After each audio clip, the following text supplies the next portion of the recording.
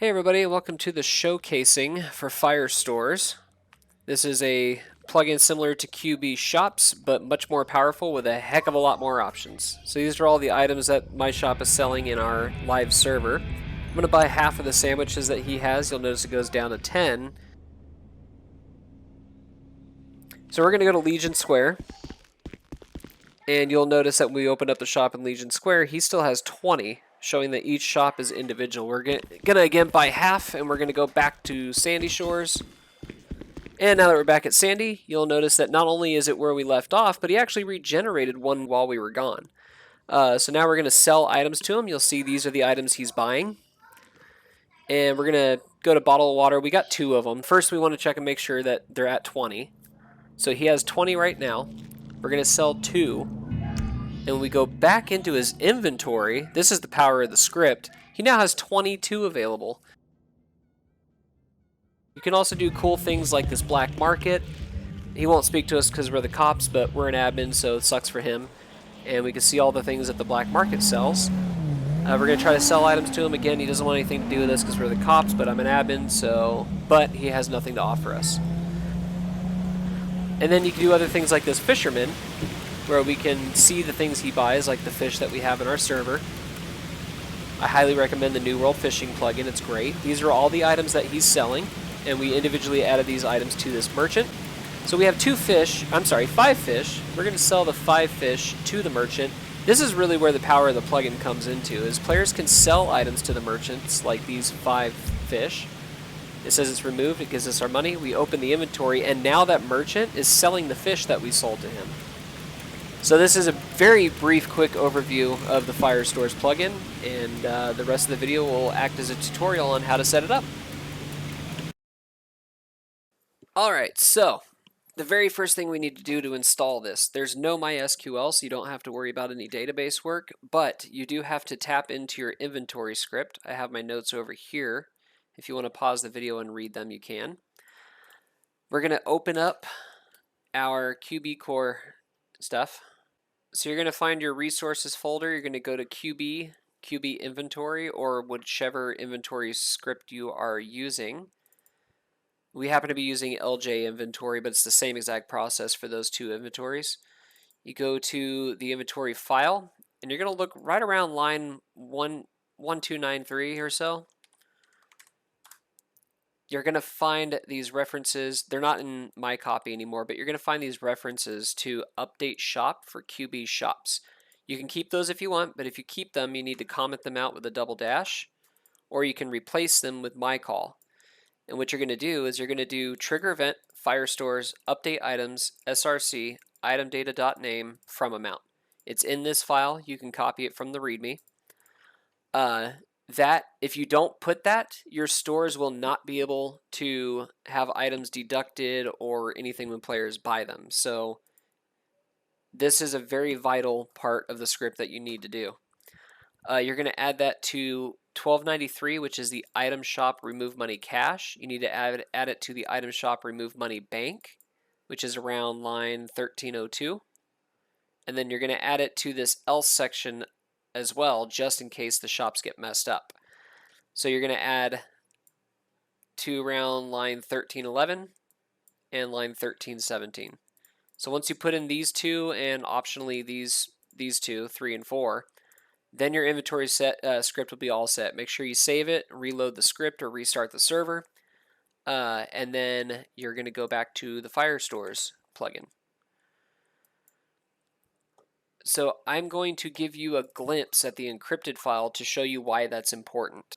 Okay, so the reason why that's important is this little snippet from the encrypted file shows that event, FyreStores update items, being triggered, and what that does is it adds the sale commission to the store. So if the store belongs to a job, this is how they're going to earn their money from that sale, and it also modifies the product amount. So if you do not add this event, which you don't have to, but if you don't add this event to your inventory script, your stores will not get commission for the businesses that they belong to, and the items will not be modified, which means they will be bottomless. So if that is okay with you, you do not need to add those events, but then you're sapping about half of the power of the plugin. Plus, when players sell items back to the store, like that fishing merchant that I showed you with the salmon, If you don't put this in there, then the salmon that you sell to the store and shows up in the store inventory will not get deducted, which means once a player sells the salmon to the merchant, he will sell that salmon until the server restarts or the script restarts.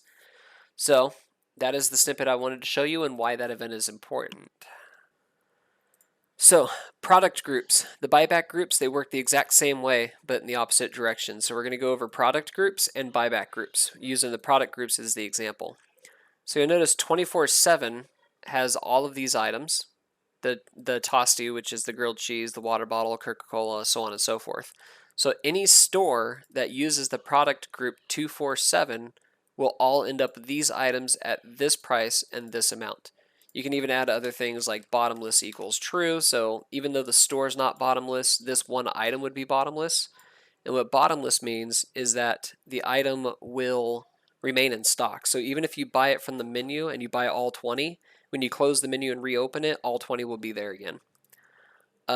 If you don't put bottomless, then it uses the system, which is regen time and regen amount, which we'll go over regeneration and inventory after this. So this store would have all of these at the same price and the same amount. If you want them to be individual, you will have to add them individually to the stores. You can also set job restrictions and which grade that item should be allowed, and if it requires a license. So if you want your fishing merchant to only sell if you have a fishing license, you just change this to fishing.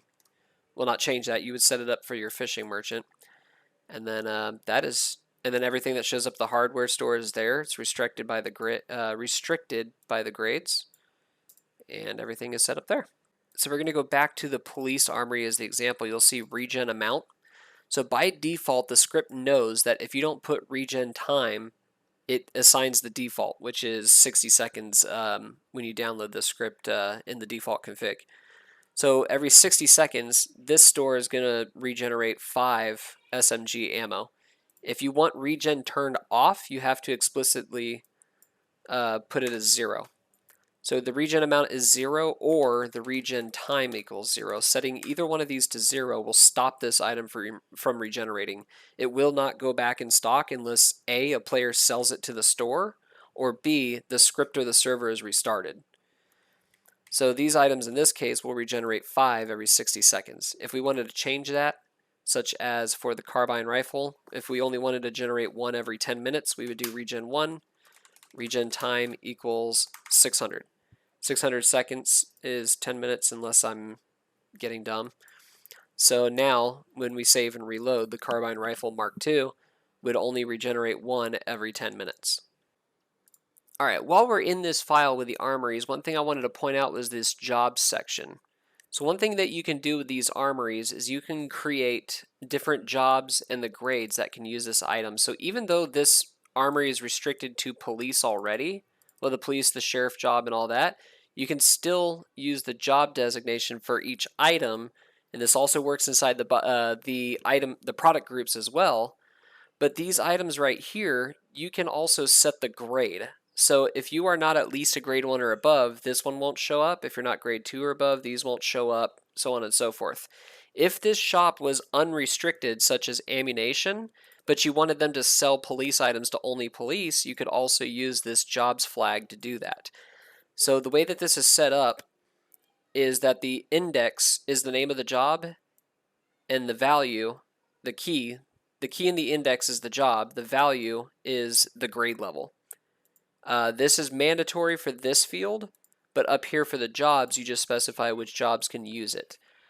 This one specifies which jobs in their grade. This one up here specifies which job in general.